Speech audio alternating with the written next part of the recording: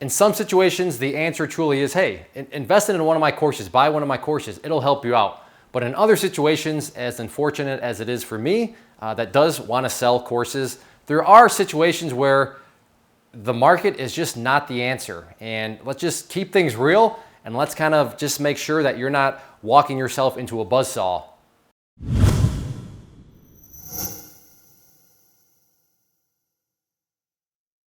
So in this episode, I want to talk about an email that I got from somebody. They kind of give me a quick snippet of their personal situation. And even though it's just a couple of sentences, it really just sets the stage where it's like, whoa, buddy, I appreciate you being open. So I will return the favor and just be brutally honest with you.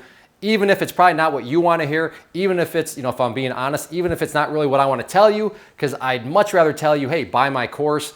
But it's the fact of the matter, it's the truth of the matter.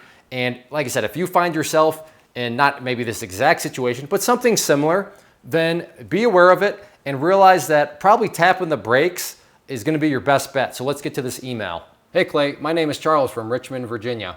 About me, after 40 years, my wife passed Thanksgiving Day. I now find myself in need of $200 a week, and I have only $2,000 to start me going. Now the main reason why right away the red flags went up is he used a cuss word. And that cuss word here being need. He needs something. Forget about the amounts, forget about the numbers. In trading, if you need something because you need to pay the rent, you need to pay the gas man, you need to pay whatever, that's a very risky situation to be in. I've done videos on this in the past in regards to, is trading stocks, is just trading anything a good way to get yourself out of debt or to make the payments? No, it's not, because trading is a very mentally taxing game.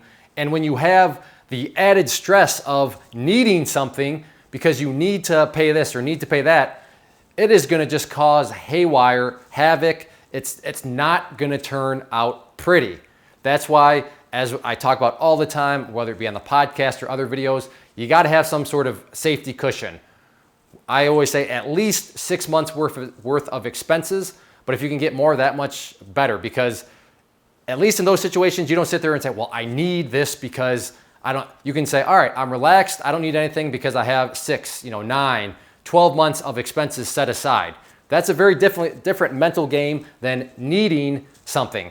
And now let's look at the actual numbers, and this just compounds the problem that much more. They need $200 and they have $2,000. I'm not trying to insult your intelligence, but that's a 10% gain that they need in that first week. Meaning, all right, they're going, they need 10%. And sure, maybe that doesn't sound like a lot, but if you need, and you got to do 10%, and I'm assuming this person is new. So you're newer, and now you need to make 10% a week on your money just to get by or do whatever.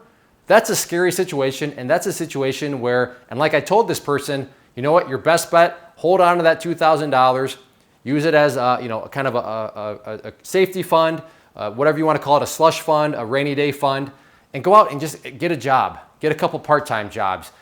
Those are guaranteed trades. When you go to a job, you're guaranteed to make money.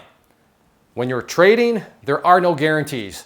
You could make money, yes, but you could also lose money. And that's not what this person seems to be, in the situation of. So in this situation, or if you're in something similar to it, go out, get a job.